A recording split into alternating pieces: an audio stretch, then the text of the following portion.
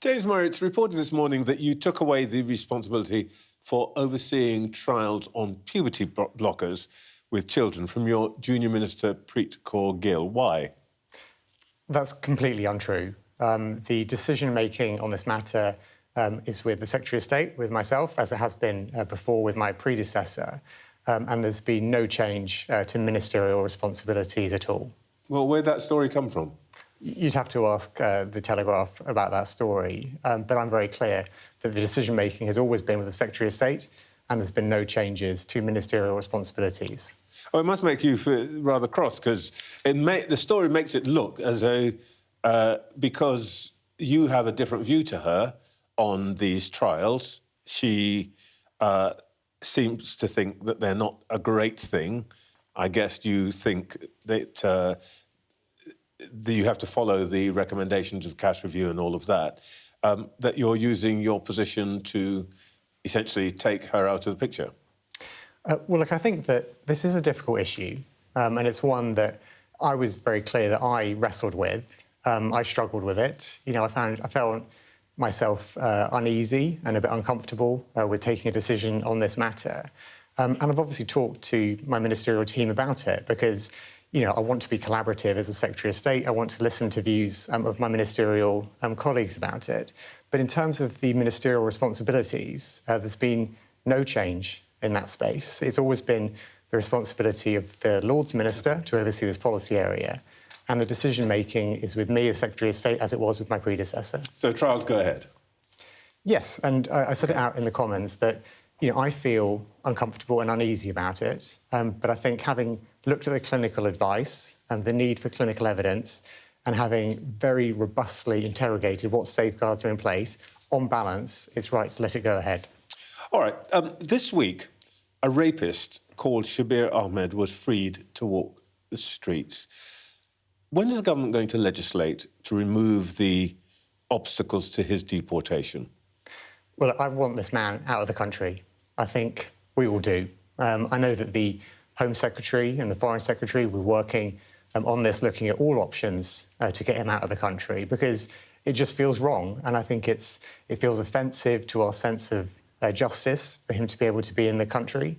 I mean, I know that he's been stripped of citizenship, which is important, and obviously we've deported 10,000 foreign national criminals, but for him to be in this country feels wrong, and it's absolutely right that the Home Secretary is doing everything she can to change this. It's reasonable for everybody in government to say, this is shocking, the man should be deported and all the rest of it, but he isn't being deported, and he's not the first one. Under the previous government, there were similar cases. Is the problem here that the Pakistanis don't want him back and you can't force them to take him back? Well, look, I know that this is a job for the Home Secretary and the Foreign Secretary to work out the exact way of getting him deported. I'm not going to step on their toes by suggesting exactly how they should do that. But I don't think they would object to me saying that, as a government, we should leave, no stone unturned. Would that include how to do this? Would that include putting pressure on the Pakistanis by essentially withdrawing we don't give them that much aid, but we give them some aid money, or, for example, blocking the £3 billion worth of remittances sent by Pakistanis here back home?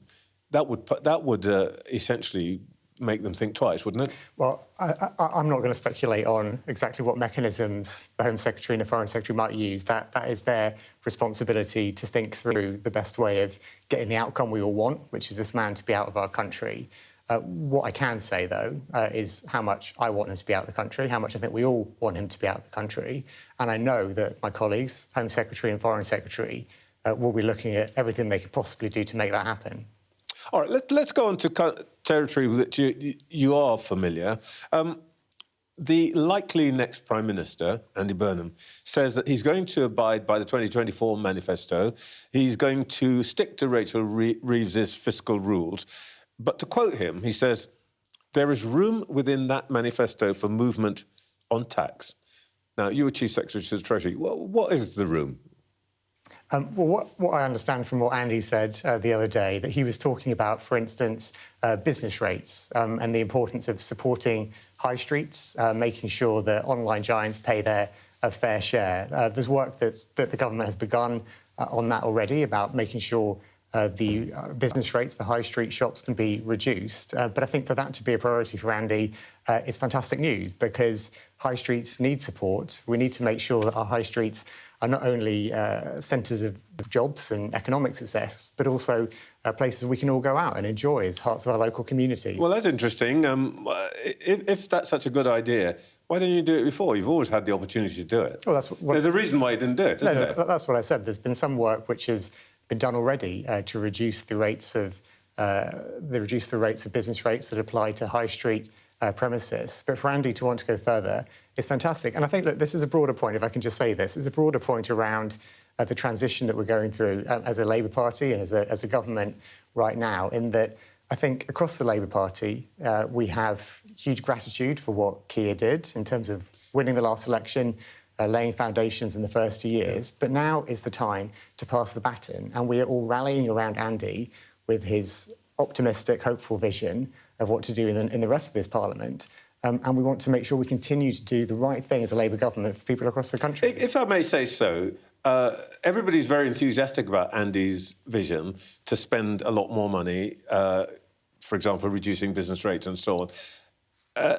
6 weeks ago, you would have been in here saying, we can't do this, we can't afford this, we inherited 22 billion black hole from the Tories, we've got debts and so on. Hang on a second, but Andy's been clear that he wants to stick to the fiscal rules. He's been clear that he signs up to the manifesto that we were elected on in 2024. You know, it's absolutely right and the right thing for the country that he offers a vision of what to do next. But he's said he's But my point is, and I'm pretty sure you yourself have said this to me, you know, stick to the fiscal rules, but sticking to the fiscal rules means you cannot be spending a lot more money. And he's now saying, I'm going to spend more money on defence. I might spend more money on reducing taxes. Some people think he's sort of hinted that there'll be more money for international development. I am pretty sure that 6 weeks ago, if we'd had this programme of spending in front of us, you would have been saying to me, well, we'd love to do this, but we can't do it.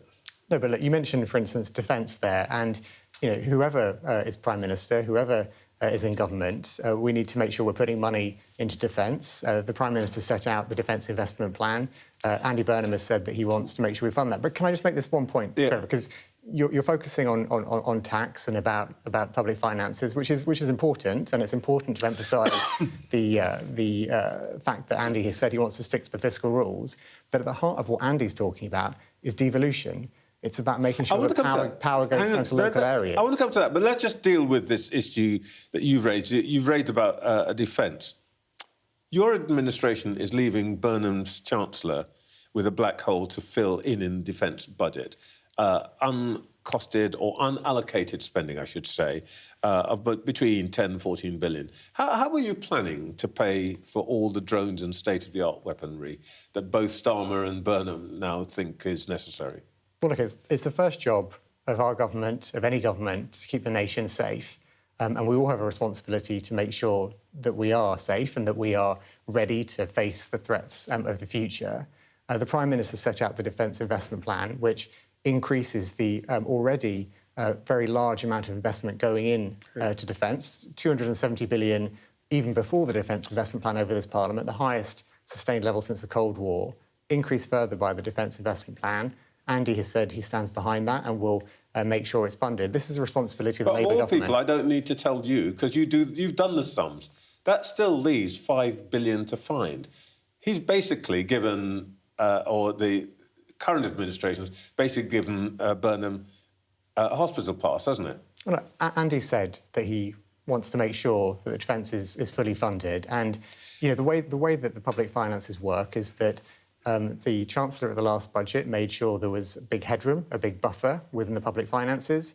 If decisions are taken between one budget and the next, they can then be addressed at the following budget. She's claiming that she's got the 22 billion budget. It's going to buffer, and it's going to come out of that. I mean, look, the basic point, I think, is this. You didn't actually manage to enact even the mildest of welfare reforms, 5 billion quid thereabouts. You need money for defence. you and Andy's talked about this, money for skills. There's going to need to be money for social care. There's money for decarbonisation. If you stick to the fiscal rules, you don't cut welfare, you won't abandon the two-child cap or the lifting of the two-child cap, and you're going to keep the triple lock, you are going to have to put up taxes, aren't you? Well, look, when I was a Treasury Minister, my answer to you would have been that any decisions about taxes are for the Chancellor to take on Budget Day. That remains the position because it's always for the Chancellor to take on Budget Day. This is just arithmetic. No, but it is an important point, which is that, rather than picking off individual policies and saying, what are you going to do about that, what are you going to do about this, the way that government works is that you have buffer, you have a headroom in the public finances. Decisions can be taken between one budget and the next, and then at the following budget, the public finances get set out defence, skills, social care, all these things you're promising, somebody's going to have to pay for them. I mean, let me give you... And somebody's going to have to explain it. Perhaps in the end, you can't make the decision, but somebody's going to have to make it. You're going to need a good Chancellor who can back up the Prime Minister, tell a good story. How are you feeling about Ed Miliband? Well, look, Ed Miliband's a great colleague of mine. Could be a great Chancellor? That is for Andy to decide. You're not going to tempt me to start playing your fantasy cabinet games on this, Trevor. It's not fantasy cabinet. Yes, it is. Yes, it is. I'm seeking your advice. You've worked with him. It doesn't matter. It doesn't matter how many ways you ask the question, how much you smile when you ask it to tempt me to engage in this. There's plenty of speculation. Look, I can see the speculation in my peripheral vision. I'm focused on the NHS. I'm focused on my job as Health Secretary, making sure we're delivering for people there. All right. On I want to come to the health sector and the issue you want to raise today. But before you mentioned devolution, Andy Burnham's talked about a number 10 of the North. What difference is that going to make, except just adding another government-funded lobby group to take money away from London?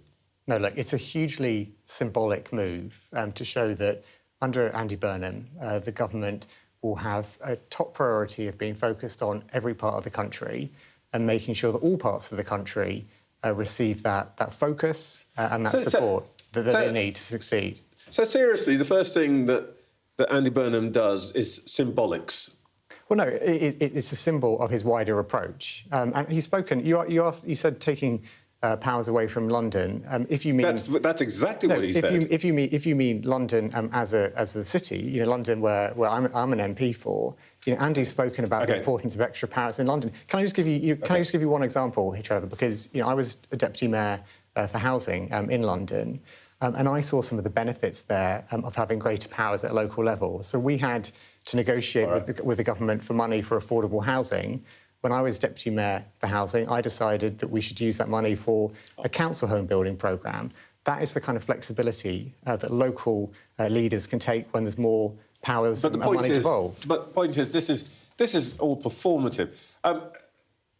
I'd love to talk to you more about that, but I want to ask you one last question, which is really about the man who's still Prime Minister. He told us this weekend how proud he was of his records. Saved the Labour Party, public services rebuilt, stability restored. You will give me the list and all the rest of it. If it's all so great, why are you getting rid of him? I think it's right to pay tribute to Keir for what he did. He changed our party. He meant that we could win the last general election with a huge landslide. He's laid the foundations of what we're doing now. That's my point. You're giving me the list of the great things. So why are you dumping It's worth him? me saying, and it's worth me saying what he's done in international relations has been really important for our country too. But the Labour Party is a team, and now is the time for him, and Keir acknowledges this, to pass the baton to the next leader, who will be Andy Burnham. And Andy Burnham is the right man, the right person to lead our party and our country for the years ahead. And politics is a team sport. The Labour Party is a team. Keir's made a huge contribution, which has got us into government. It's now time, and the whole Labour Party is rallying around Andy to carry that forward. But a particularly brutal one in this case. I think. It's nothing new to say that politics can be quite brutal. But I think if you look at what's happening with this transition, the transition is smooth. The Labour Party is rallying around Andy, and we all are going to back him to succeed. James Murray, thank you for your time this morning. Thank you.